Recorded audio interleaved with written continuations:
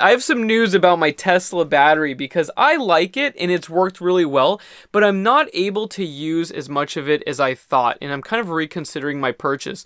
And lately, I've been messing with lots of different lithium batteries, the LG lithium polymer cells that I bought off of eBay and I made that solar generator with, the prismatic lithium iron phosphate cells, and my Tesla solar battery.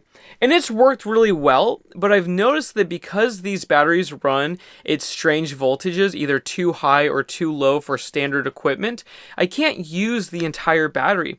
And first I didn't think it was that bad because this thing is 5.2 kilowatt hours, and that's a lot, that's huge. But it runs at a lower voltage. That means I can't use it all. And this inverter will cut off when it hits 20% and sometimes 25%. And that's okay if you want a large charge cycle life, but when it comes to how many kilowatts you're actually getting at the end of the day, it's significantly decreased. And with my LG cells, they ran at too high of a voltage. So I couldn't use all the capacity at a higher state of charge. And so instead of like 1600 watt hours, it dropped down to 1200 watt hours. And for my Tesla battery, it went from 20% to 87%. So that means I only had 63% to work with. And if you calculate that out with a 5.2 kilowatt hour battery, I only have 3.3 kilowatt hours for $1,300. And let's compare that real quick to like a Battleborn.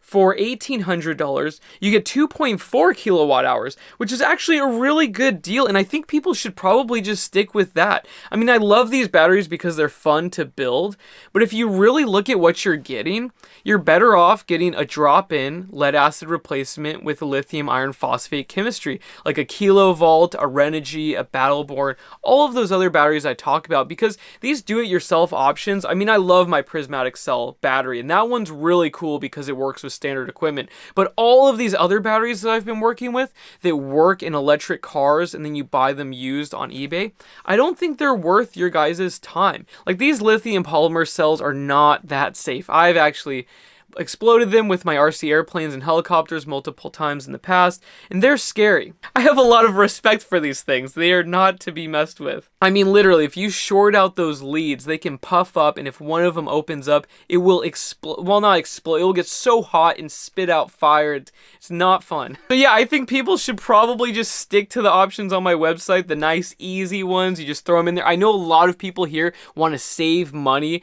and they love these little projects that I'm doing, but honestly, you'd probably be better off saving your own life and spending a little bit extra and buying a brand new one with a long warranty and just call it a day. It's way easier. I think the only do-it-yourself battery you guys should consider is prismatic cells lithium iron phosphate, because they're so simple and they work with standard equipment, so you don't have to worry about all these problems with these other used batteries that you buy online. And with these used batteries, you typically have a 10 to 30% decrease in capacity off the bat. Like right when you get it, it's already decreased, and it's fine, and we factor that in. The things are so cheap it doesn't matter.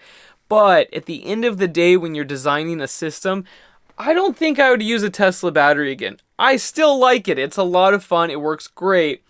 But with standard equipment, it's severely limited. So now I'm trying to figure out what battery I want. And I like to test out batteries for this channel. It's pretty fun. So let me know what you guys think below. I want to know what batteries you think I should try in my system next. I am using 24 volt batteries, but I can use 6, 12s, and whatever to make a 24 volt battery. That's not an issue. I'm thinking maybe the Battleborns or a Kilovolt, but I don't know. Let me know what you guys think below, and I'll talk to you later. All right, bye.